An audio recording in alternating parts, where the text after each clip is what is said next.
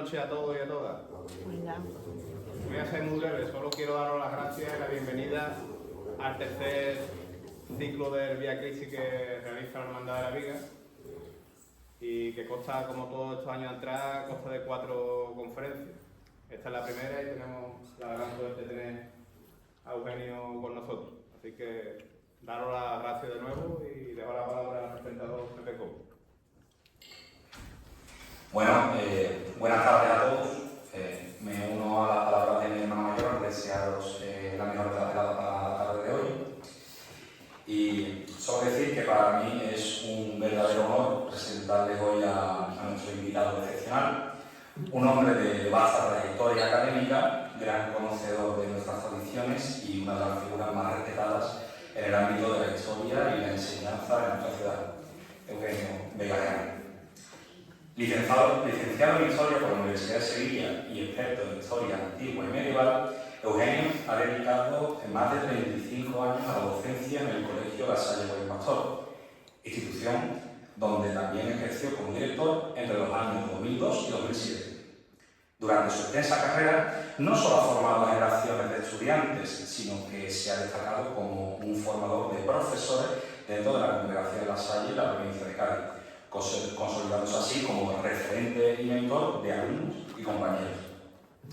Es, además, profesor en el Instituto Superior de Ciencias Religiosas Asigonense San Dionisio de Bajita, institución respaldada por la Facultad de Teología San Isidoro de Sevilla, y colaborador académico de la Universidad de Cádiz. Este compromiso con la educación superior refleja su vocación y su constante deseo de promover el conocimiento. Pero el hacer de Eugenio no se limita solamente a las aulas. A lo largo de su carrera ha desempeñado un papel clave en la preservación y promoción de nuestra herencia histórica, cultural y religiosa. Como miembro activo de la Junta Directiva de la Real Academia de San Dionisio de las Ciencias, Artes y Letras y como miembro y expresidente del Centro de Estudios Históricos Jerezanos, ha trabajado sin descanso para estudiar, documentar y dar a conocer nuestro profundo patrimonio. Desde estas instituciones ha promovido un enfoque profundo y riguroso de la historia local, brindando un valioso recurso de conocimiento a nuestra comunidad y preservando nuestra identidad cultural para las futuras generaciones. Además de su labor académica, Eugenio ha sido un comunicador prolífico, acercando la historia y la cultura a todos los públicos. Su colaboración en medios de comunicación como el Diario de Jerez, Onda Jerez Radio y Onda Jerez Televisión es bien conocida. Y gracias a ella, sus conocimientos e ideas han alcanzado a numerosas personas. A través de sus palabras, ha logrado conectar a su audiencia con nuestra historia y todas nuestras tradiciones, haciendo accesibles y comprendidas en un lenguaje que todos pueden disfrutar. La escritura ha sido otra vía importante para su expresión y es autor de nada menos que 18 libros. Una de sus obras más recientes, dedicada a la Semana Santa de Jerez, se ha convertido en una lectura esencial para todos aquellos que deseen comprender en profundidad esta celebración tan arraigada en nuestra ciudad. Además, ha publicado más de un centenar de artículos sobre temas tan variados como arqueología, historia de la Iglesia, religiosidad popular e historia de la cultura. Cada uno de estos textos es testimonio de su saber y de su incansable dedicación al estudio y a la enseñanza, pues como bien sabe quien lo conoce, no deja ni de investigar ni de aprender. Para Eugenio, la historia de la Semana Santa tiene un significado particular. Su amor por esta celebración, que vive como cofrade de la Hermandad del Santo Crucifijo de la Salud, se refleja en cada palabra que escribe y en cada intervención que hace sobre el tema. Conocer esta historia y comprender su valor espiritual y cultural es, para él, una manera de honrar nuestras tradiciones y de vivir plenamente su fe. Una fe tan profunda y sincera que no solo se expresa en su trabajo, sino también en su vida cotidiana. Eugenio es un hombre de firmes ideales cristianos, un esposo devoto y un padre afectuoso de una hija a la que educa con fervor. Sus valores no se quedan en el ámbito profesional, son una guía constante en su vida personal, en la que vive y practica su fe cada día, siendo ejemplo de integridad y de amor cristiano.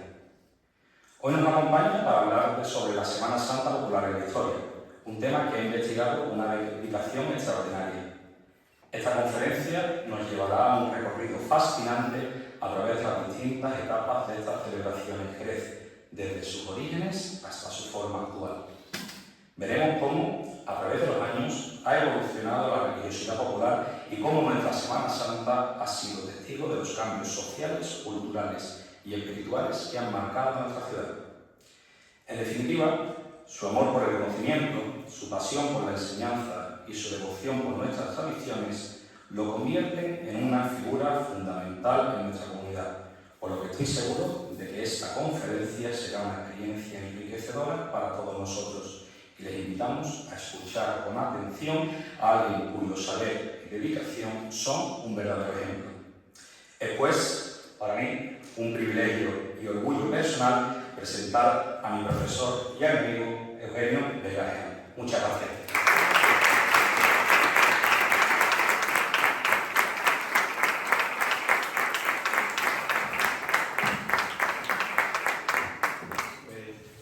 Muchas gracias, Pepe. La verdad es que yo creo que se puede resumir todo esto en algo mucho más sencillo, porque soy un tío curioso y como soy curioso, pues me gusta buscar cosas y eso, ¿no? Y también es verdad que tengo un fallo de hace muchísimos años, yo creo que ya con mi edad no se va a cambiar, que es que no sé qué decir que no, nunca. Entonces, cuando me proponen cualquier estudio, cualquier trabajo, a mí que me gusta aprender siempre, porque soy un eterno aprendiz, pues me ilusiono y le meto mano, ¿no? Entonces yo creo que en eso se puede resumir mi labor durante todos estos años, que son ya bastantes. Soy ya payudito. Bueno, pues la verdad es que por otro lado me siento muy a gusto, bueno, entre otras cosas porque esto es como para un futbolista o para un deportista, esto es como jugar en casa, como jugar en el campo de casa. Que ten en cuenta que yo aquí trabajo hace ya muchos años, hace 15 años, y por tanto esto es como hablarle a mis alumnos. Y después otro hecho interesante es que eso, que tengo alumnos, compañeros, amigos, con lo cual me siento realmente muy arropado, ¿no? Muy arropado en esta aventura que va a ser la historia, ¿no? Y en este sentido, pues cuando Pepe me comentó, ¿tú qué podrías comentar? Y a mí, realmente, de todo esto, lo que a mí más me gusta es dar clase. Aunque escriba y esas cosas, realmente lo que más me gusta es seguir siendo profesor. Entonces, quería presentar la Semana Santa como un fenómeno que se mueve con la historia. La Semana Santa de hoy no es la Semana Santa de hace 500 años, como la Semana Santa de hoy no es la Semana Santa para los que tenemos unos cuantos años, ¿no? Para los que ya peinamos pocos pelos o carne, o muchas carnes, ¿no? No es la Semana Santa de nuestra infancia, porque la Semana Santa se mueve con la historia, porque la Semana Santa no solamente es un fenómeno que evoluciona con la religiosidad, sino que evoluciona con la sociedad. Y la Semana Santa es distinta en dependencia a la sociedad en la que se enmarca. Con lo cual es lo que vamos a analizar a partir de ahora. Es decir, cómo la Semana Santa ha evolucionado en todo este tiempo, ¿no? Desde que comenzamos a ver, digamos, un fenómeno que es una celebración popular distinta a la celebración litúrgica y que se realiza en las calles con motivo de la pasión del Señor. A mí realmente me da cuando alguien comenta la Semana Santa y la califica así. La Semana Santa es una celebración barroca o neobarroca. Realmente es una verdad a medias. Os comento, desde el punto de vista de la simbología, sí es posible que tenga muchos elementos barrocos. Es decir, es posible que la Semana Santa se construya sobre un concepto de vida con mucho abigarramiento, que es lo que nosotros conocemos como barroco, al fin y al cabo. Pero desde el punto de vista de concepción histórica, la Semana Santa no es una Semana Santa simplemente barroca, sino que tiene muchos elementos que se van a ir adhiendo a su base, a su concepción, y que llegará un momento en el que cambie completamente su concepción de para qué fue creada. Entonces, en ese sentido, la Semana Santa tiene, como pongo ahí, unos parámetros evolutivos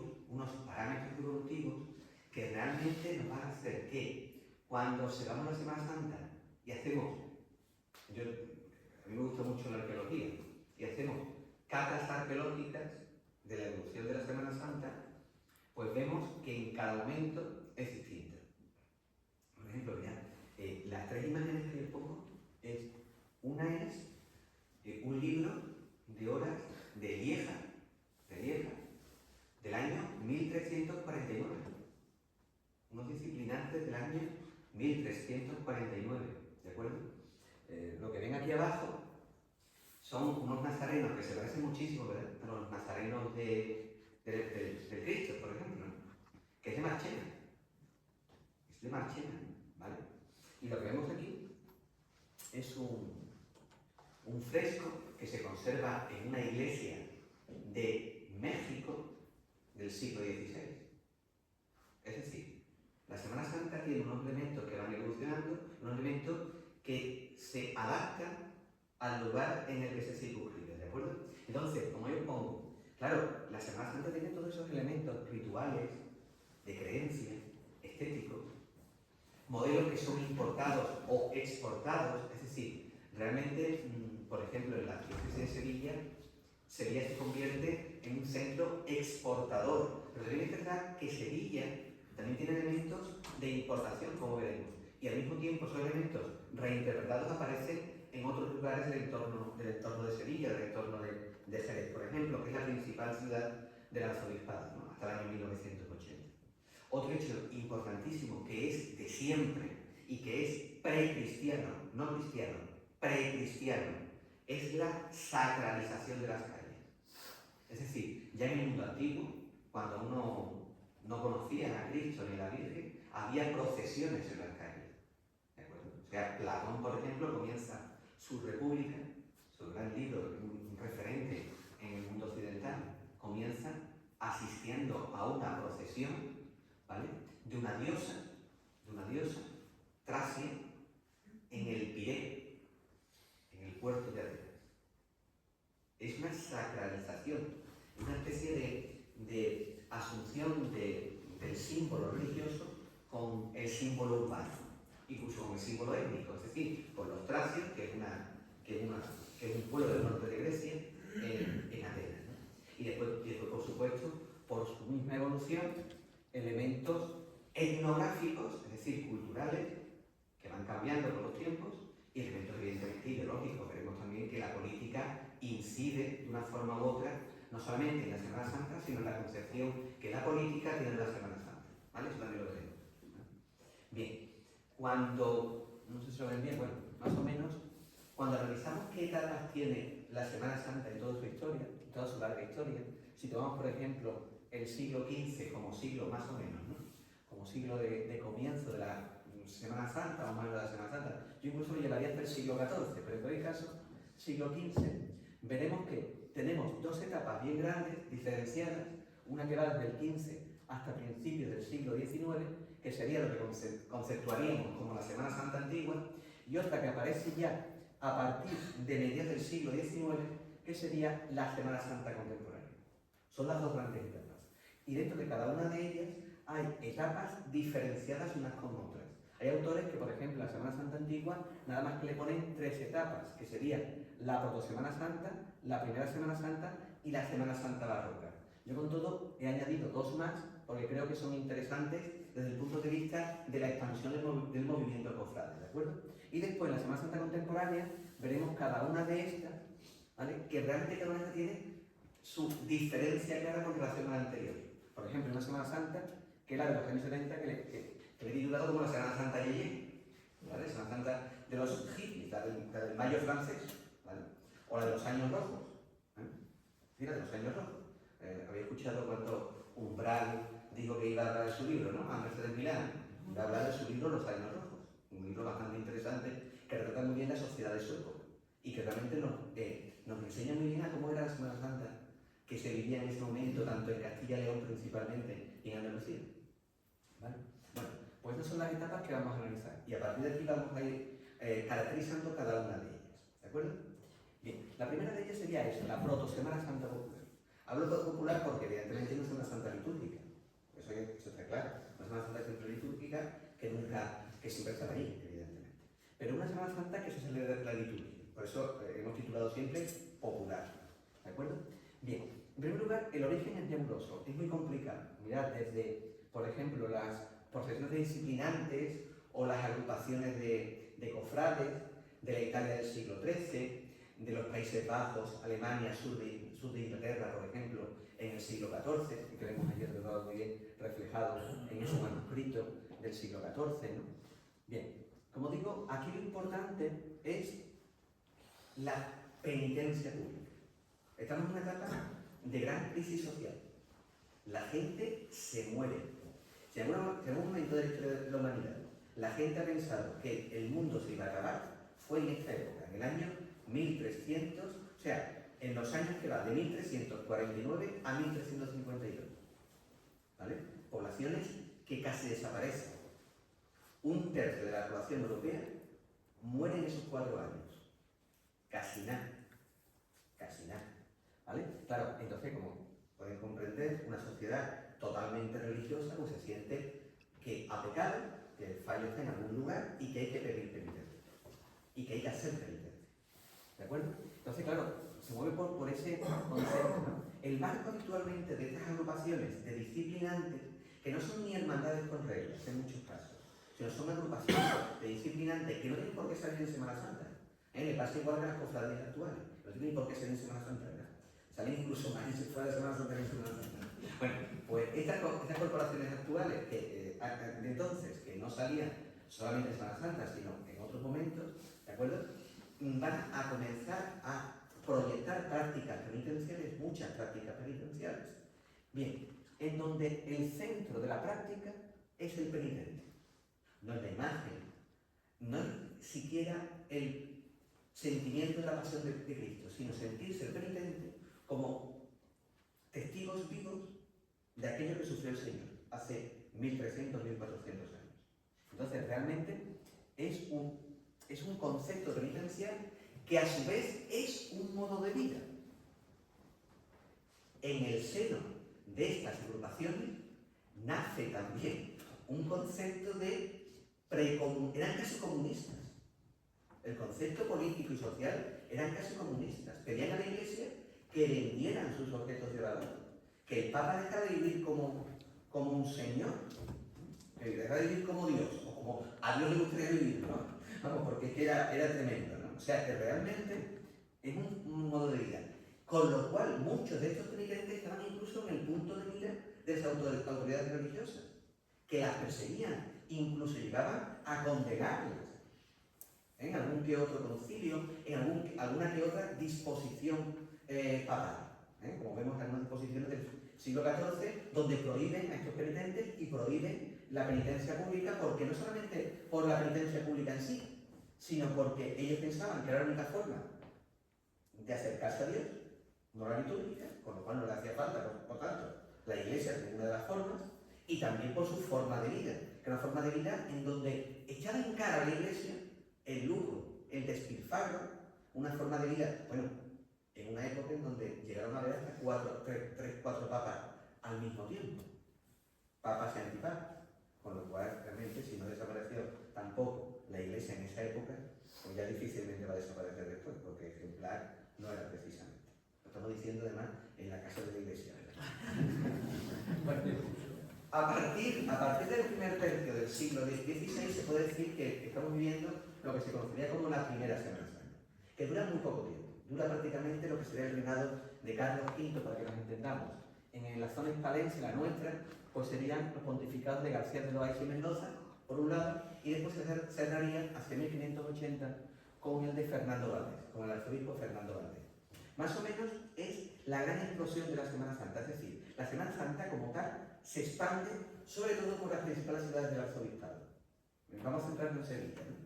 Evidentemente en Sevilla se expande, llegan a haber incluso 30, 40 cofradías en muy poco tiempo. En Jerez llega a haber hasta más de 15 cofradías en apenas 3 décadas. Se fundan hasta más de 15 cofradías en una población que no llegaba a los 30.000 habitantes.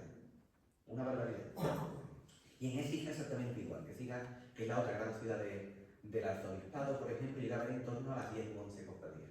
Es decir, es una expansión bastante importante. Sevilla se convierte en la Nueva York de la época. En la Nueva York de la época. La ciudad más grande de España, quizá una de las más grandes de Occidente, ¿vale? En la puerta de entrada de las grandes riquezas que llegan en los navíos que llegan de América, y por tanto es un lugar de referencia, no solamente para nosotros, sino evidentemente para el mundo completo, ¿no?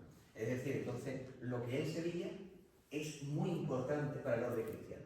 Y no solamente eso, sino que además la Semana Santa, con ese espíritu austero de la primera Semana Santa, aún no se ha barroquizado en absoluto, es casi una especie de símbolo de la monarquía hispánica, especialmente a partir del reinado de Felipe II, ¿vale? El gran monarca hispánico, el gran monarca donde en su imperio no se ponía el sol. Entonces, para ellos es una forma de simbolizar el liderazgo católico en todo el orden cristiano. Y en cierto modo la Semana Santa le sirve como, diríamos, como ese elemento aglutinador de una monarquía plenamente católica en contraposición a otras monarquías, por ejemplo, a los príncipes protestantes que están surgiendo tanto en Alemania, en el centro de Europa, como en el norte de Europa, en las zonas anglosajonas. ¿De acuerdo? Bien, como digo, es la etapa de las grandes ciudades. Mirad, realmente es la etapa donde aparece la Hermandad de la Veracruz, que se extiende. La Hermandad de la Veracruz no solamente nace, en nuestra zona solamente nacen por Sevilla, nacen también por Toledo. O sea, Toledo realmente es uno de los centros emisores de este tipo de cofradía. Entonces, no solamente nace por Sevilla, sino nace, por supuesto, también por Toledo. Pero no solamente eso, sino que en las grandes ciudades se van uniendo a esta devoción de la Veracruz otras muchas devociones. Por ejemplo, veremos pues Soledad, Santo Entierro, Nazareno más tarde, Nazareno un poquito más tarde, Dulce Nombre, etc. ¿no? Dulce Nombre de Jesús, etc. O sea, se van extendiendo, ¿de acuerdo? De manera que es curioso cómo en ciudades grandes, por ejemplo, tenemos un grupo grande de hermandades. Como digo, aquí en Jerez, más de 15, fundadas antes de finales del siglo XVI, ¿de acuerdo? 15, en Sevilla hasta 30 y tantas, creo que son 35 o 36, en el año 1600. Agrupadas únicamente, fijaos, el maremágnum de cofradías entre el viernes, o sea, entre el jueves santo, o comienzan el viernes santo, para conseguir las indulgencias papales que dan a las procesiones del viernes santo, comienzan el viernes santo y muchas de ellas salen también el jueves santo, pero se recogen durante el viernes santo. ¿De acuerdo? Bien, ¿qué ocurre? En ciudades más pequeñitas, sobre todo, por ejemplo, el arzobispo de Sevilla, o de los obispados sufragáneos, por ejemplo, de Córdoba, de Huelva, etc., comienza a haber, por tanto, dualidades o triunviratos cofrades. ¿Cuáles son esas dualidades? Pues, por ejemplo, lo que aparece en Setenil. Setenil es yo creo que Setenil es digno de estudio antropológico e histórico. Setenil hay dos cofradías enfrentadas hasta hoy, los blancos y los negros. Los blancos la Veracruz y los negros el Nazareno.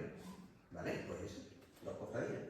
La Veracruz y el Nazareno. En algunas ciudades que son un poquito más grandes aparece una tercera cofradía, que puede ser la Soledad o la Soledad más el Santo Entierro.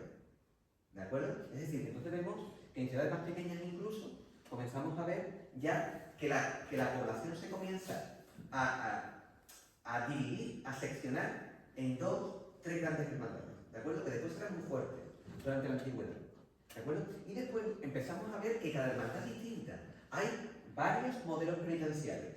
No son como las actuales, que no son iguales, ¿no? Más o menos, es decir, vale, los que son cofrades las distinguimos, pero más o menos todas salen a la calle más o menos igual. En ese momento no, en ese momento hay cofradías que nada más que tienen disciplinantes. Nada más tienen disciplinantes. La verdad que son típicas de disciplinantes. Después, cofradías que tienen hermanos que su penitencia es llevar una cruz de cuesta. ¿De acuerdo? Después, otras cofradías que una de las partes de su profesión es una representación teatral, que puede ser, por ejemplo, el descendimiento de Cristo o la resurrección, con lo cual hacen una doble procesión entre el viernes y el domingo de resurrección por la mañana, etc. ¿De acuerdo? Ahora bien, todas tienen un elemento común, que son aún procesiones muy austeras, y van muy en consonancia con el espíritu de austeridad que tienen los austrias mayores, Carlos V o Felipe II. Felipe II tan aburrido que siempre vestido de negro, ¿no? Haciendo la cofradía. Siempre vestido de negro o de blanco, ¿vale?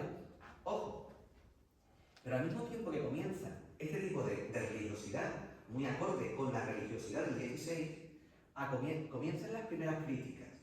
Por ejemplo, los erasmistas, que están en ese medio camino entre la reforma y la contrarreforma, los erasmistas, o incluso un señor muy concreto que pone de vuelta y media muchas cofradías y sus críticas se parecen mucho a lo que diría cualquier persona hoy, en el siglo XXI, es que Fray José de Sigüenza, pues habla de que eso no es religiosidad, eso es magia, eso es superstición.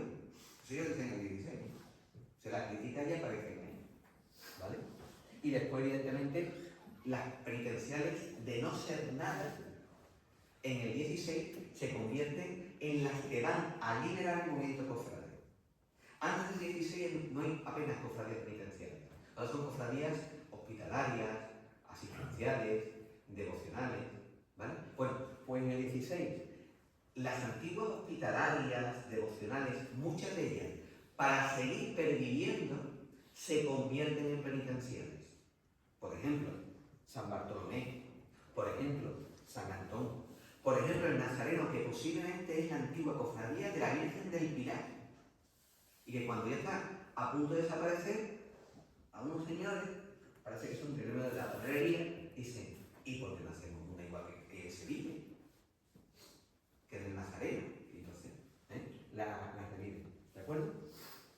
Y por supuesto aparecen las primeras desviaciones, es decir, las primeras críticas a ese tipo de procesiones, ¿no? Por ejemplo, igual que vemos a los costaleros, tú que eres carta, a los costaleros por ahí, cuando salen del paso, ¿no?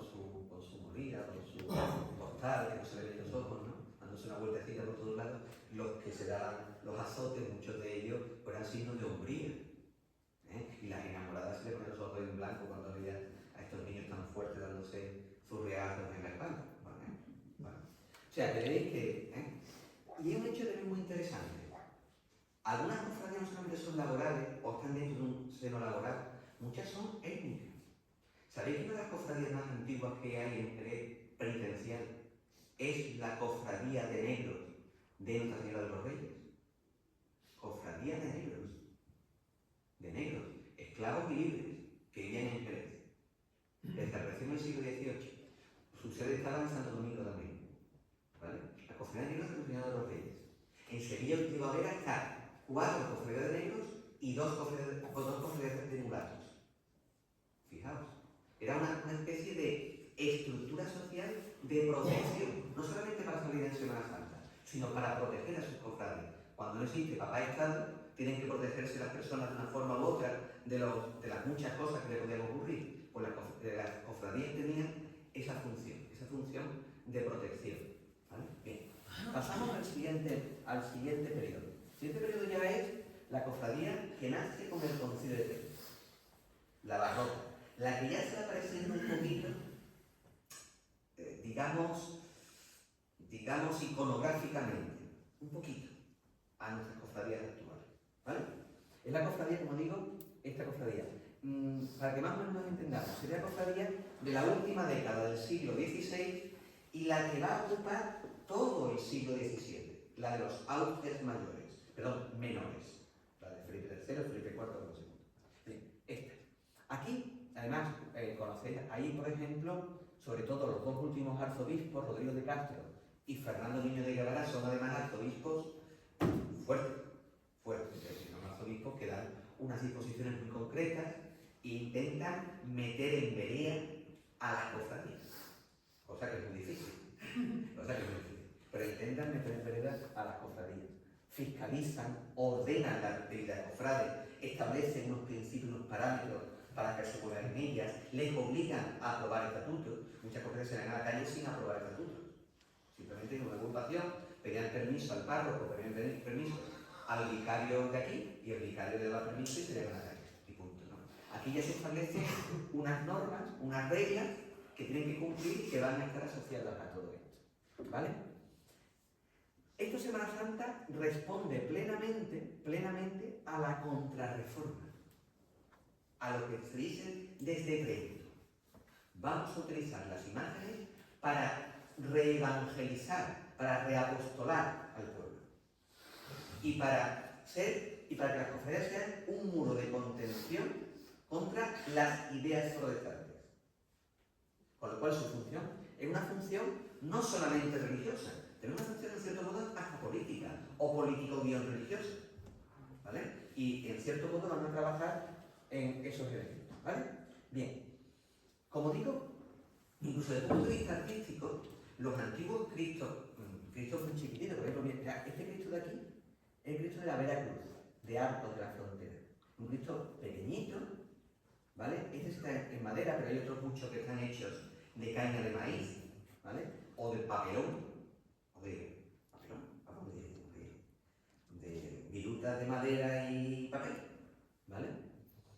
Bien, claro, esa moda empieza a no gustar. Y entonces comenzamos a ver imágenes de tamaño mayor que representan a Cristo en condiciones, con un realismo como el que vemos, por ejemplo, en Martín de Montañés, o en Juan de Mesa, o todos estos grandes escultores del siglo XVII. Con lo cual pasamos del manierismo al barroco, incluso os pongo ahí, al barroco dinámico. El barroco dinámico es el barroco de Roldán, de los Roldanes, el barroco, por ejemplo, de Francisco Antonio Ruiz Gijón, por ejemplo, ese barroco, ¿de acuerdo? Pero no solamente eso, sino que en la zona de aquí, de la provincia de Cádiz, es una zona muy cosmopolita, aquí hay mucha gente de fuera, con lo cual es muy fácil que personajes que pertenecen a la monarquía hispánica, extranjeros, que pertenecen a los dominios de Felipe II, para buscar otro medio de vida y buscar otros clientes, pues se trasladan aquí, a Cádiz, Sevilla, y montan talleres evidentemente de estatuaria, talleres de imagineros, ¿vale? Especialmente hay dos grupos muy bien diferenciados. Uno serían los flamencos, los del norte de Flandes, los del norte de Bélgica y de Holanda, por ejemplo, José de Arce flamenco, por ejemplo. O por ejemplo, también genoveses y también algunos napolitanos, especialmente genoveses y napolitanos, especialmente se establecen en Cádiz, principalmente, ¿vale? Y veremos que incluso la estatuaria de Cádiz, de los siglos siguientes, es una estatuaria hecha por genoveses, ¿vale? Por ejemplo, no sé, bueno, el Cristo de la Flagelación, por ejemplo, o el Cristo del Consuelo, lo hace Jacob Hagan, por ejemplo, que es genovés. Por ejemplo, se establece aquí y muere en ¿vale? Bueno, entre otros, ¿vale? Entre otros. Bien, realmente es una edad de oro. Es decir, realmente cuando hoy, por ejemplo, los cofrades que son muy historicistas quieren otra vez pues tomar elementos clásicos para su Semana Santa, se fijan en esta Semana Santa. Que por supuesto no tiene nada que ver. Es un ideal al que no se parece. Si nosotros viéramos esta Semana Santa en la calle, o no nos gustaría, nos parecía algo arqueológico. O sea, sería para verla en un museo, más que verla en la calle. ¿De acuerdo? Bien, y hay una gran expansión creativa. Por ejemplo, aparecen los pasos de misterio con varias figuras, o sea, como un retablo horizontal, y aparecen los primeros pasos de palio. Pero pasos de palio no solamente para la Virgen, sino pasos de palio también para Cristos y para Nazarenos. De hecho, incluso estos pasos de palio pasan a Hispanoamérica y aún hoy, primer cuarto del siglo XXI, en Popayán, Colombia, los pasos que salen en Semana Santa, todos, sean de Cristo o de Virgen, salen bajo palio. Se mantiene tal cual. Eso que se inventó en aquella época aquí. Y claro, expandimos al resto del mundo pues este concepto escenográfico. Incluso la Semana Santa comienza a tener mucha importancia como acción teatral. Estamos en el barroco. El concepto de las personas es barroco. Igual nosotros no nos vestimos como se vestía el Señor del principio del siglo XX. Ellos no quieren una Semana Santa que ya no les representa. Es decir, ellos no quieren una Semana Santa como la Semana Santa austera del siglo XVI. Quieren ver otro tipo de Semana Santa en la calle. Aparece la música, aparecen muchos pasos, comienza a cambiarse la forma de vestir, etc. ¿De acuerdo? Esos conceptos son importantes. Y no solamente eso, sino que ya la Semana Santa se expande a más días. Hay cofradías que comienzan a salir primero el miércoles santo, a finales del siglo XVI. Y incluso hay alguna cofradía, por ejemplo aquí en Jerez, la de las Angustias, y fuera de Jerez otra, que pasa a salir el domingo de Ramos. Es decir, se extiende una Semana Santa a casi todos los días, ¿de acuerdo? Bien, Y hay otra Semana Santa, que es la que he titulado El barroco exportado. Es decir, esos logros que vemos en las principales ciudades, vemos en Sevilla, vemos en Jerez, vemos en Cádiz, vemos en Écija, se expande al resto del territorio, por ejemplo, en el caso de Andalucía, al resto del territorio arzobispal. Y lo vemos, y vemos ya ese tipo de Semana Santa en Marchena, en Alcalá del Río, en Carmona, en todo el surco intrabético, por ejemplo en Puente Genil, por ejemplo en Lucena, por ejemplo en Antequera, que en ese momento pertenece al arzobispado de Sevilla. O sea, vemos por tanto que comienza a expandirse una Semana Santa que multiplica la teatralidad.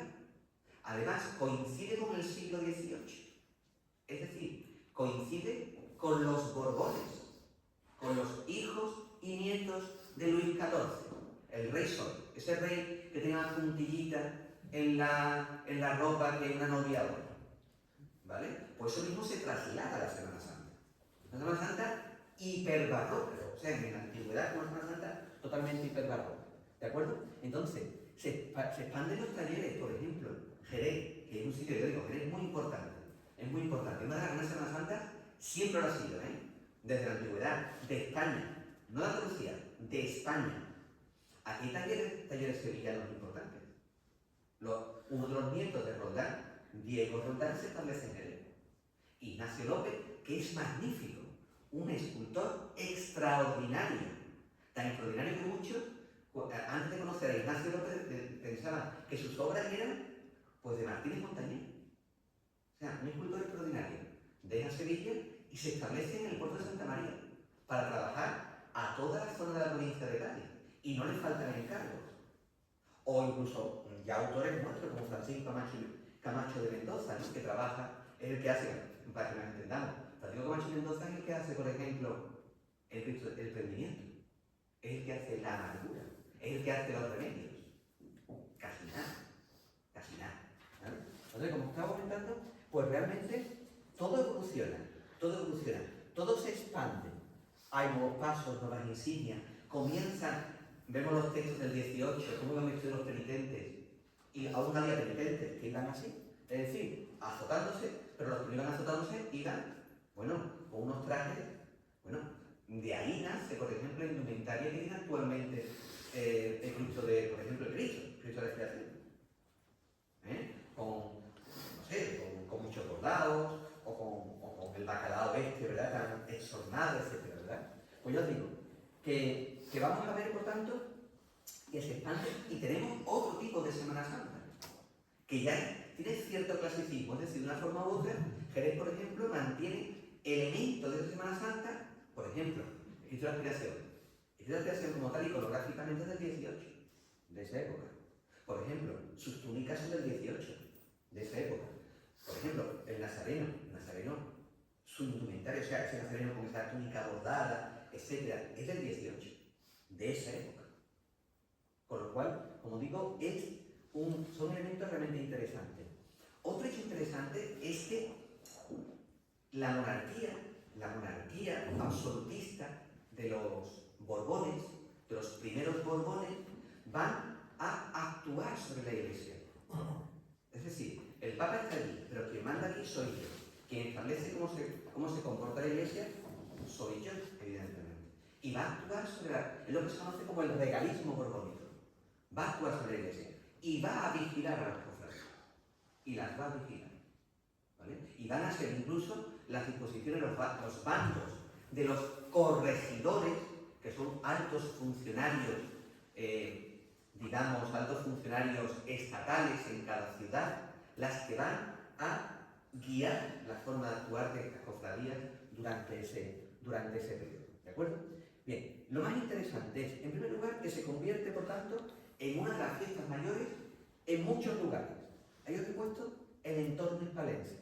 Es una fiesta mayor en Jerez, es una fiesta mayor en Arcos, en Écija, en Marchena, Alcalá del Río, Sanlúcar de la Barrameda y Sanlúcar la Mayor, Utrera, Antequera, Ayamonte o Carmona, entre otros lugares. ¿De acuerdo? Y después, realmente, por supuesto, Cádiz, las ollas intrabéticas, etcétera, ¿no? Baena, Chirona, Puente Genil. su influencia en el Nuevo Mundo, especialmente en los virreinatos de Perú, ¿vale?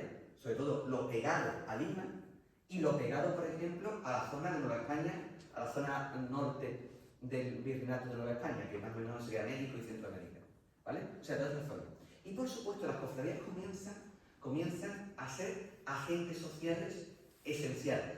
¿Por qué? Porque es un lugar, en ese momento la sociedad es estamental, es decir, son estamentos que no se relacionan unas con otras, ¿vale? Bien, pues curiosamente las cofradías rompen esa sociedad estamental. Son islas, entre comillas, democráticas, dentro de un mundo donde la sociedad está muy bien compartimentada. Y las cofradías que no se adaptan a esa estructura interestamental desaparecen en el 18. Por ejemplo, en Jerez, al mantenerse como cofradía étnica todo el tiempo, la Virgen de los Reyes puede desaparecer en el 18. ¿Por qué? Porque hay unos negros, ¿vale? La sociedad pues, de esclavos pues, prácticamente desaparece, se van mezclando con los de aquí y ya pues no hay negros, entonces desaparece como tal. En Sevilla, porque de las cofradías de negros, ¿cuántas desaparecen? Todas menos una, la que aún existe, la hermandad de la Fundación o de los Ángeles. ¿Por qué? Porque admitió la entrada de blancos. Entonces es un encuentro interestamental, ¿de acuerdo? Un encuentro intersocial, ¿vale? Y después acabamos con esta primera parte que sería la Semana Santa antigua, el epílogo de Semana Antigua. ¿Con qué aparece el epílogo? Mira, aparece con un rey que además es muy beato, que es paradójico, que es Carlos III. Carlos III es un rey muy beato. Sin embargo, Carlos III al mismo tiempo que es beato, es muy ilustrado. Entonces, el día de la Semana Santa, bueno, como lo ven muchos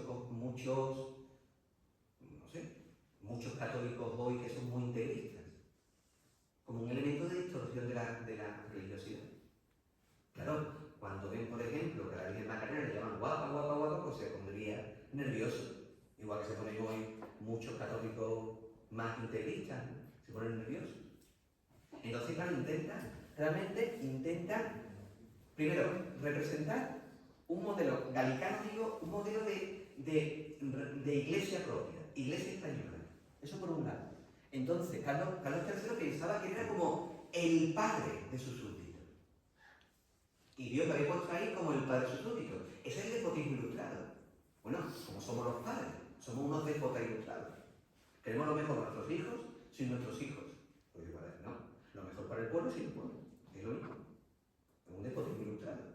¿Vale? Tan ilustrado y tan déspota que, por ejemplo, uno de los levantamientos contra Carlos III es porque obliga a los españoles a utilizar un tipo de sombrero distinto y un tipo de capas distintas. Hasta en eso se mete.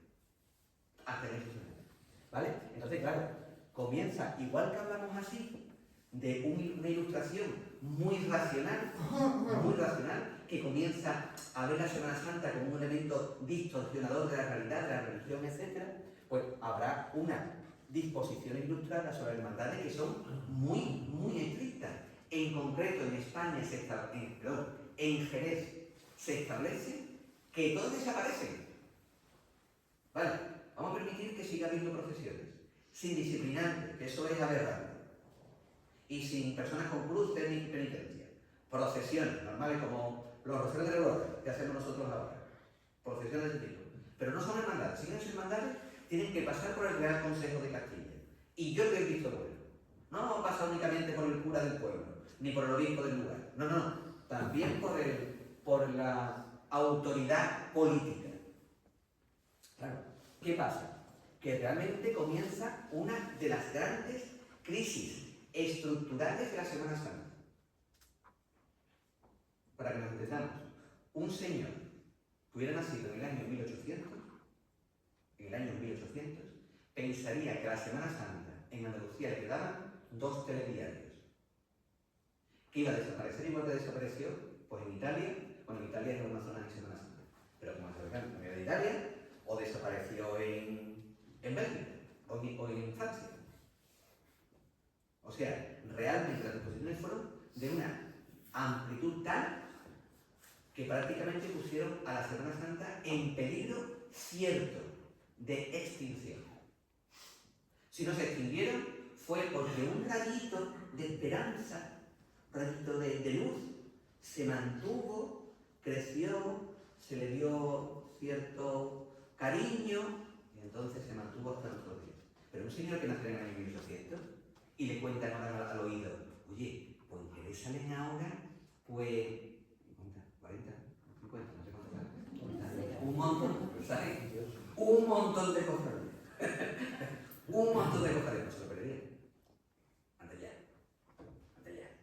Si salen tres a la calle, si salen a unos años, que muchos años que no salen. O sea, fue realmente una crisis grande. Y para colmo se suma a crisis estructurales, es decir, a una epidemia de fiebre amarilla de principios del siglo XIX que merma la población, a una guerra, que es una guerra mundial importante, y por supuesto a las políticas liberales, anticlericales, que meten en el mismo saco a las cofradías, y las cofradías se convierten en lo que se conoce en la guerra como víctimas colaterales del fuego, ¿vale? Entonces, con lo cual, la cosa está muy mal, y por tanto comenzamos con la Semana Santa contemporánea, ¿vale? Aquí, en este momento, la Semana Santa, durante las 3/4 partes del siglo XIX, van a sobrevivir en precario,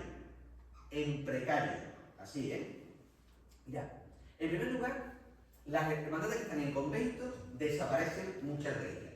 O se tienen que ir del convento o desaparece la tuya. Desaparece. El convento desaparece la hermandad. ¿Vale? A menos que la hermandad tenga mucha fuerza. Por ejemplo, el nazareno que se va de los franciscanos.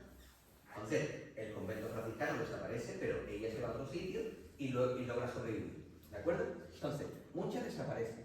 ¿De acuerdo? El estilo cofrade, pues desaparece. Es decir, es incluso más penoso, no más penoso, pero sí, con mucho menos boato del que teníamos en el siglo XVIII. O sea, realmente no se parece en nada a la actualidad. No, en el XIX, esa Semana Santa del XIX, el XIX estaba en precario absoluto. ¿De acuerdo? Hay pérdidas patrimoniales. Se pierde prácticamente todo el patrimonio artístico y en muchos casos se pierden incluso los titulares. Hay pérdidas bastante importantes. En Jerez en concreto, únicamente perviven las tres grandes. Perviven como, diríamos, como permitidas, porque no tienen ni estatutos, que son el Nazareno, el Cristo y la Piedad. El resto, hay algunas que son muy fuertes, como por ejemplo Desconsuelo se mantiene mucho tiempo, la Soledad se mantiene un tiempo, la Veracruz se mantiene otro tiempo, el Dolor, pero realmente al final tienen tales paréntesis en el XIX que casi se refundan en el siglo XX. Por lo cual tenemos problemas incluso para lo que sería para su supervivencia, ¿de acuerdo? Y después hermandades que ya desaparecen. Lo que se funda en el siglo XX es un espíritu historicista, es decir, bueno, funda una hermandad, bueno, que tenía una similar en el siglo XVI, ¿vale? Que son, por supuesto, San Antón, Cinco Llagas, Dulce Nombre, Dolores, todo eso, crucifijos, ¿vale? Rendimiento, ¿vale? Además, como he dicho antes, el liberalismo es anticlerical. Eso se une a que desde el siglo XIX comienza a haber otro movimiento político que es anticlerical y todavía más fuerte, que son los movimientos obreros. Entonces, si le pegaban bofetadas a las cofradías por los liberales progresistas, no digamos ahora por los socialistas y anarquistas. Por lo cual, realmente es complicado. Y se llega al punto quizá más bajo y más complicado con la Gloriosa, año 1868. Ahí no salen del Cristo. Y el Cristo sale y casi lo tiran por la barrancada. ¿Vale? Casi lo tiran por la barrancada. Es decir, realmente llegamos a un momento bastante grave. Pero esto cambia porque cambia, vamos a ver. Comienza un tiempo político nuevo. En el año 1875, después de 6 años de revolución, ¿vale? La gente está cansada de revolución, hay un cambio político que se llama la Restauración Borbónica, con Alfonso XII, y van a hacer una reacción absoluta a lo que sería la política liberal anticlerical. Y son auténticamente conservadores. Ellos retoman el espíritu romántico historicista. El romanticismo tenía dos espíritus, uno revolucionario, liberal, y otro historicista. Ellos van a tomar el historicismo. Van a coger a la burguesía más adinerada, que sigue siendo católica. Y la burguesía se va a tomar en serio el volver a reevangelizar el pueblo. Entonces cambia todo. Porque serán los grandes hombres de esta política del momento los que van a cambiar la Semana Santa. Por ejemplo, en el caso de Jerez, pues evidentemente están ahí los Domés. Están ahí los Domés, por ejemplo. Están ahí el Marqués de Algodón, por ejemplo. ¿Vale? Están, por ejemplo, ahí, yo qué sé, personajes importantes, Hernández Rubio, por ejemplo, que es un historicista. O sea, personajes que realmente tienen mucho que decir en la sociedad del momento. En Cádiz está Cayetano del Toro, que revoluciona la Semana Santa de finales del siglo XIX en Cádiz, por ejemplo. Cambia. Ojo, con todo, el movimiento obrero sigue viendo a las cofradías como algo muy carga. Si no, ahí tienen las carreras del dolor. ¿Sabes qué salía? La Hermandad del Dolor, donde había gente muy pudiente, igual que el rendimiento. El rendimiento es una hermandad de postín en el siglo XIX. Nada que ver con los gitanos de la calle Nueva actual. Es una hermandad de postín en el siglo XIX. Había que salir a la calle, aquello era una guerra. Yo recuerdo todavía viejos que me comentaban, cuando estábamos haciendo los libros, que me comentaban, sí, mi bisabuelo decía que la madre no le dejaba salir, no le dejaba salir a la calle cuando salió la procesión del mayor dolor, porque había jaleo, había jaleo en las calles, ¿vale? Bien, entonces, como digo, esta burguesía adinerada, muchas de ellas incluso extranjeras, por ejemplo, en Sevilla los Montpensier, en Jerez los Domés, franceses también, ¿vale? Van a tomar un papel impulsor desde las clases medias altas, la ostentación, las fiestas religiosas, etc. Incluso las cofradías se convierten en un club social católico, como los clubes sociales de la Inglaterra del siglo XIX, pero que en vez de estar dentro de un club social, están dentro de la iglesia. Pero era un club de caballeros católicos. ¿No veis? No tiene nada que ver cuando, fijaos, la reunión de los tíos que dominaban, por ejemplo, el rendimiento. Impresionante. Por dinero y por prestigio en la ciudad. Cambia completamente todo. Entonces, evidentemente, es una forma de caciquismo cofrade. Igual que un caciquismo socioeconómico en el Jerez de la época, hay un caciquismo cofrade, una reevangelización utilizando todos los elementos religiosos, políticos, para volver a llevar a los cofrades por donde tienen que llevar. ¿De acuerdo? Es una, como digo, una religiosidad popular sin atadura. Ojo, con todo hay ya autores, Luis Coloma, que representa el realismo católico, o Blas Ibáñez, que representa el naturalismo comunista, o socialista, republicano, ¿vale? Que con todo van a retratar, esto es en concreto la Semana Santa de Jerez. En Sevilla, por ejemplo, tenemos otro. Por ejemplo, a mí me gusta mucho la obra de Eugenio Noel, por ejemplo, ¿no? Pero pretenden mucho una Semana Santa sin ataduras ni políticas y que esté en el alma del pueblo. Evidentemente, ese concepto no se expande como hubiéramos querido, como se va a expandir a partir de mediados del siglo XX. Pero sí es verdad que tiene muchos intereses, ¿no? Mirad, la integración de la mujer en las cofradías que se vende en Jerez, muy importante. No solamente en el Nazareno o en el Cristo, incluso también en la Piedad. En la Piedad incluso hay un proyecto de que las mujeres se integren en la cofradía. Por ejemplo, el surgimiento de la saeta flamenca jerezana por Sevilla. Antes era la saeta salmodiana, esta es una saeta popular, muy popular, ¿vale?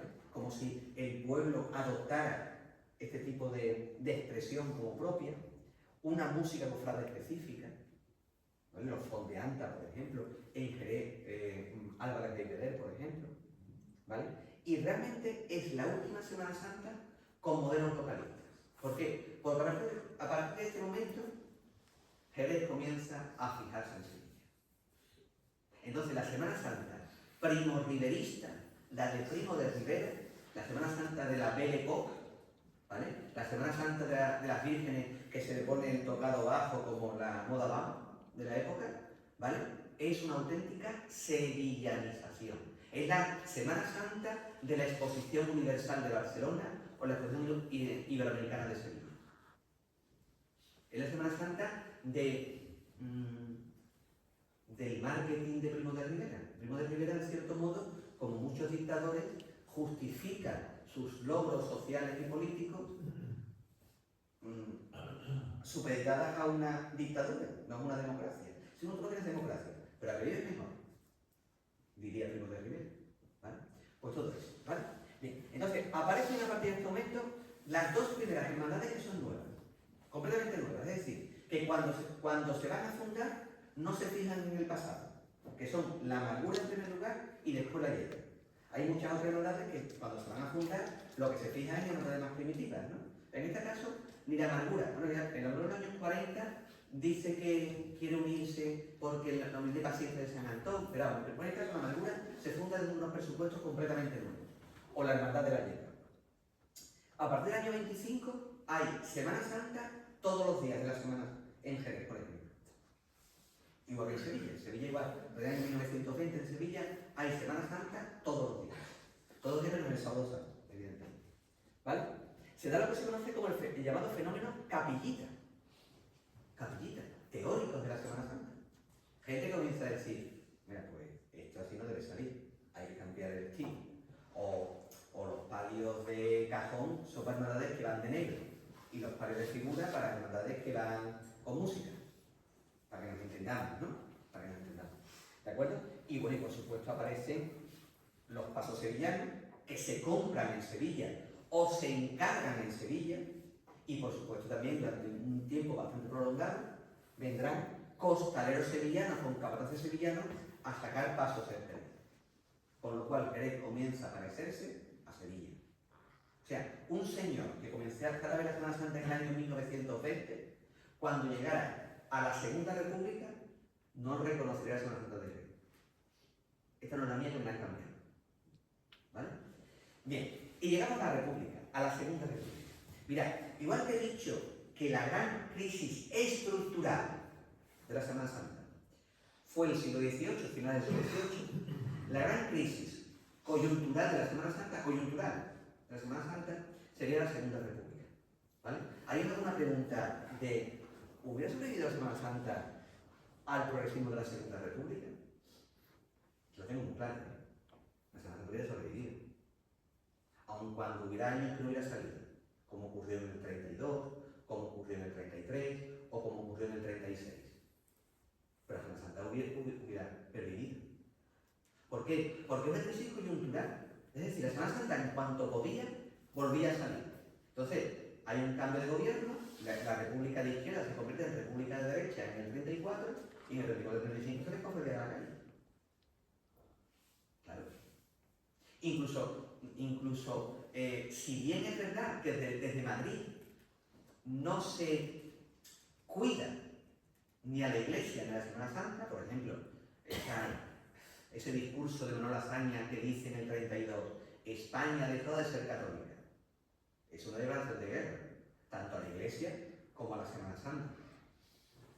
A pesar de eso, la Semana Santa hubiera sobrevivido. Y pasa lo siguiente.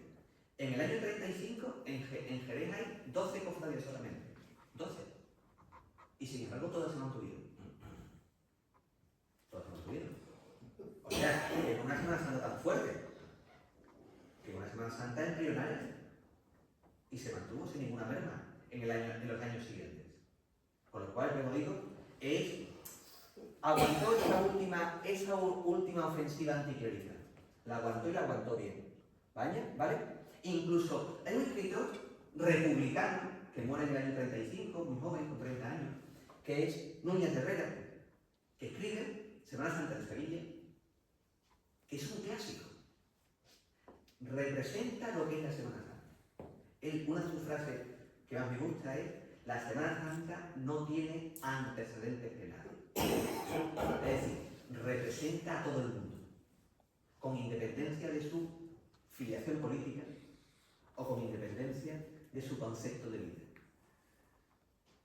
Y además es gracioso, una dice: y el nazareno que guarda sus sandalias en el último número del periódico El Socialista.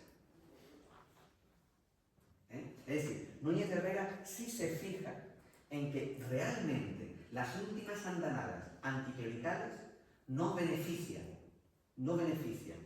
a ese pueblo español que tiene como uno de sus símbolos la Semana Santa. ¿De acuerdo? Bien, entonces, como digo, las cofradías en muchos casos son instrumentalizadas también por la derecha. O sea, es como si las cofradías se utilizaran como yo te la paso a ti, tú me la pasas a mí. También por la derecha. La derecha también presiona al gobierno y dice: pues no salen a la calle. A ver qué vas a hacer. El primer gobierno incluso socialista, en ese momento, las alcaldías socialistas dicen: oye, pues me interesaría que salieran a la calle, como en 36. 36 se le dice a Cristo: ¿queréis volver otra vez a salir a la calle? Y el Cristo dice: no. Por ejemplo, también es verdad que no estaba el horno para bollos, pero vamos, ¿vale? Y por supuesto, el periodo que os he dicho del año 34-35, ¿vale? Bien, y llegamos a una etapa, evidentemente, que es de crecimiento cofrade. ¿Por qué? Porque realmente las cofradías son, ahora sí, instrumentalizadas por el poder político. Franco utiliza las cofradías para su nacionalcatolicismo, ¿vale? Entonces es la Semana Santa nacionalcatolicista. Además, con todo Franco, en el tiempo de Franco, por ejemplo, las cofradías de negro, sabéis que se crean la Unión de Hermandad y eso, ¿no? Pues se premió a la cofradía de negro, que le daban más subvenciones que a las cofradías de música. Pues había unos censores que iban por la calle, vigilando cómo se comportaba la cofradía en la calle, le daban una serie de puntos y tú perdías esos puntos y no tenías subvención. Claro, ¿quiénes son las que tienen más subvención? Por ejemplo, en Sevilla tenemos muchos datos.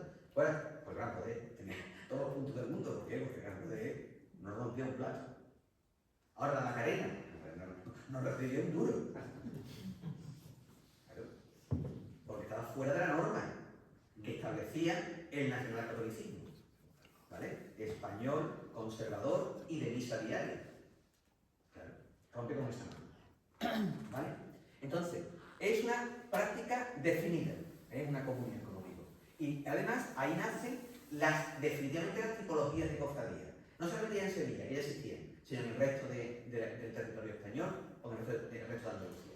Tipología de cofradía de negro de cola, sin música, o con muy poca música, o música fúnebre, ¿de acuerdo? O con música de pito o lo que fuera, y las cofradías de barrio, sobre las que constantemente está vigilando la autoridad eclesiástica y la autoridad política porque no se fían de ellas. ¿De acuerdo? Bien, hay un beneficio, yo digo, cuantitativo y cualitativo, evidentemente. Aparecen las primeras coronaciones canónicas de dolorosas. La primera fue la amargura y después fue la Macarena, ¿de acuerdo? Y por supuesto la transformación de la Semana Santa. En ese momento la Semana Santa es un producto de consumo interno del español. Es decir, un extranjero venía aquí a España y iba a Sevilla y veía esto como algo, no sé, como cuando tú vas, por ejemplo, al Congo y ves los bailes del Congo. Exactamente igual, algo muy propio, muy autóctono, muy indígena. Es algo para consumo interno, ¿vale? Como un modelo muy interno. Y después la Semana Santa tiene sus propios subgrupos. Es decir, la Semana Santa comienza a crear macroestructuras en torno a ella misma, ¿vale? Crea los hermandades, ¿vale? Que son los que mandan de verdad. Crea una carrera oficial, un sitio donde las cofradías se muestran el pregón, que es una cosa entre poesía, homilía. El pregonero se convierte en el gran protagonista del momento cofrade, de esas cosas, ¿no? Los programas guías que aparecen ya en este momento, los carteles oficiales y, por supuesto, lo que he comentado antes, las subvenciones oficiales. ¿De acuerdo? Bien. Y llegamos a la última etapa del último franquismo. Segunda mitad del 10. Yo siempre digo que es la etapa del Concilio Vaticano II y la etapa del Mayo francés. ¿Vale? Los cofrades comienzan a ser distintos, evidentemente, ¿no? Ojo, pero El Concilio Vaticano II supone una crisis estructural para Semana Santa. Semana Santa en los últimos tiempos es un momento de peligro solapar ha sido el Concilio Vaticano II. Porque veía la Semana Santa como una rémora del pasado.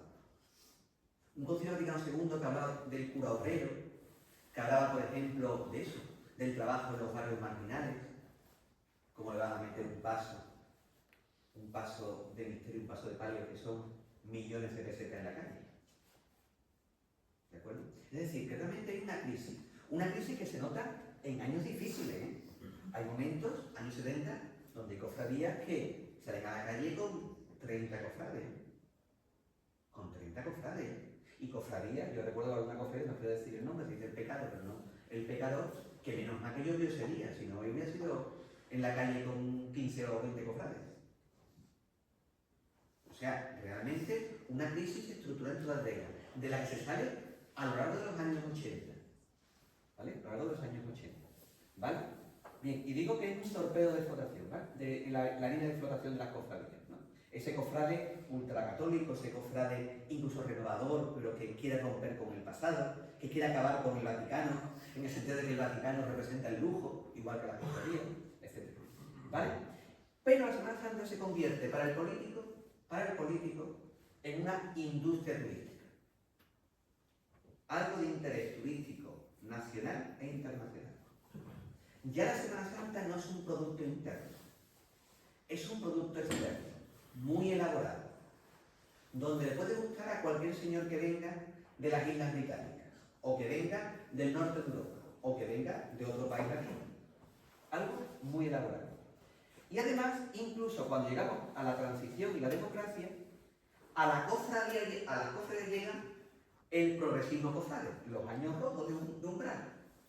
El progresismo cofrade. Y curiosamente y paradójicamente, si en la Segunda República fueron los socialistas los que se enfrentaron a la Semana Santa, en los años 80 serán los socialistas los que van a salvar la Semana Santa del ultracatolicismo. Curiosísimo. El ejemplo más, yo creo que el ejemplo mejor es Córdoba. Córdoba. La Semana Santa de Córdoba tiene una expansión impresionante bajo Julio Anguita, Partido Comunista Español, bajo Julio Anguita. Y la Semana Santa de Córdoba hoy es lo que es por Julio Anguita. Antes de Julio Anguita había que tener mucha fe para ir a ver la Semana Santa de Córdoba. Mucha fe. Con procesiones con ruedas y con pasos que eran 4 flores y 3 cirios. O sea, es decir, los años rojos. Son los años, quizá incluso en Jerez, de un crecimiento cofrade espectacular. Son las 30 cofradías. Las 30 cofradías acabadas, desde el punto de vista patrimonial, desde el punto de vista social. 30 cofradías fuertes. En los años 90, las 30 cofradías que se tienen en la calle de Jerez eran cofradías, como se mantiene, de las que hay, de las muchas que hay, 30 son cofradías extraordinarias. O sea, porque tienen una masa social detrás y porque tienen un patrimonio conservado bastante importante. ¿Vale? Y por supuesto, estos cofrades de izquierda que comienzan a entrar en los ayuntamientos democráticos y son los garantes de esta fiesta mayor. Son los garantes, por ejemplo, de que esto es religiosidad popular sin concepto político alguno, porque representa el alma del pueblo. Y si yo soy socialista y soy de izquierda, y yo hablo del pueblo, pues el pueblo se pelea con el párroco de la bodega para sacar su cofradía de la calle. Entonces yo estoy con el pueblo. ¿Vale? Cambia completamente. Y por supuesto, comienza el marketing cofrade. Las cofradías se convierten dentro de lo que sería la economía capitalista de la época, que la hemos llevado hasta estos días multiplicada por 1000. ¿De acuerdo? Nace el periodismo cofrade, o un periodismo cofrade muy formativo, no el actual, que es distinto, ¿vale? Sin entrar en crítica, ¿vale? Pero es distinto. Los más media, la actividad, la multiplicación de actividades, y llegamos ya a nuestra etapa, la que he titulado Posmodernidad globalizadora. Da igual que había unas cofradías en Córdoba, en Granada o en Jerez, son todas iguales. ¿Vale? Parece bien, son todas iguales. Bien, la Junta de Andalucía se convierte en el principal garante de la Semana Santa de los sitios. ¿Eh? Canal Sur. ¿Qué ha hecho Canal Sur por la Semana Santa? ¿Vale? Todo, todo. ¿Eh? Ya los abuelos no tienen por qué salir a la calle a la Semana Santa. Se quedan refugiados en sus casas, dentro de la Semana Santa de toda Andalucía. ¿Vale? Las emisoras locales, cuando se ve Onda Jerez, sin Semana Santa. Cuando se ve Onda Jerez, Semana Santa. ¿Vale? Todo eso. ¿Vale? Son macroestructuras. Son macroestructuras. ¿Vale? Que se vinculan a la Semana Santa. El mismo tiempo, la Semana Santa se vincula al desarrollo cultural de la ciudad. Como digo, con un concepto capitalista. Es decir, el fenómeno cofrade, que no deja de ser religioso, pero no deja de tener sus vínculos religiosos. Y los cofrades tienen sus vínculos religiosos. Unos más, otros menos, pero tienen sus vínculos religiosos. Sin embargo, realmente se embebe del espíritu ultracapitalista de este. ¿Vale? La Semana Santa es una Semana Santa de cine. De cine. Ya los romanos no son como el Marquillo. Los romanos son, vamos, que pueden salir en una película de Hollywood. Los romanos perfectamente, vamos, que hasta yo tengo que analizar el tipo de casco ático que llevan los soldados romanos al colmeno, ¿no? Es de diseño, anda de diseño. Aquí hay cofradías antiguas y modernas que se han diseñado.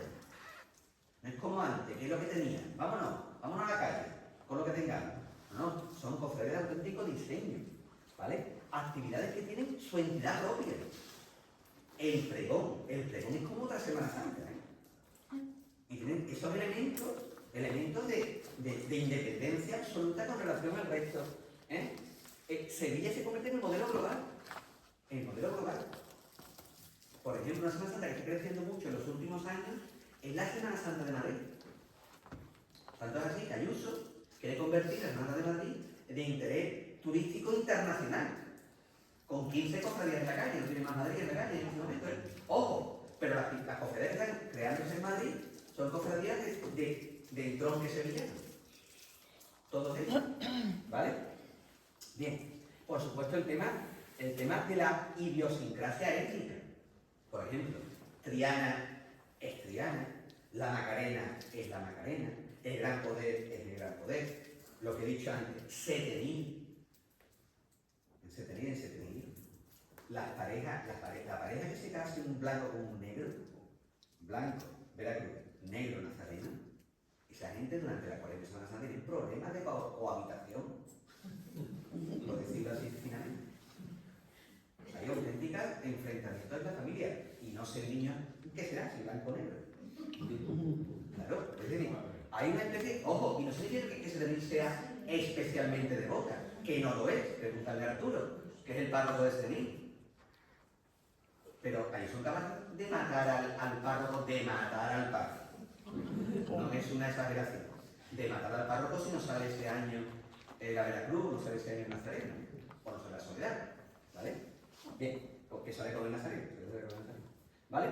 Bien, después, la cofradía, la vida cofradia cambia. Parecen partidos políticos, más que hermandades. Incluso yo algunas les invitaría a que cambiaran su apelativo. Que no pasa nada. No somos hermandad ni cofradía. Agrupación religiosa. Y ahí no te metes si los hermanos se llaman entre ellos y hablan entre ellos. Porque hay auténticos partidos políticos dentro de las cofradías. Partidos políticos en el concepto de estructuras políticas. De campañas políticas dentro de la cofradía. Con lo cual, la peor política que conocemos entra en el mundo de las cofradías. Igual que estamos viendo en el Parlamento. Incluso unos a otros se tiran frases hechas, proclamas, incluso, como digo ahí, formación escasa en muchos casos.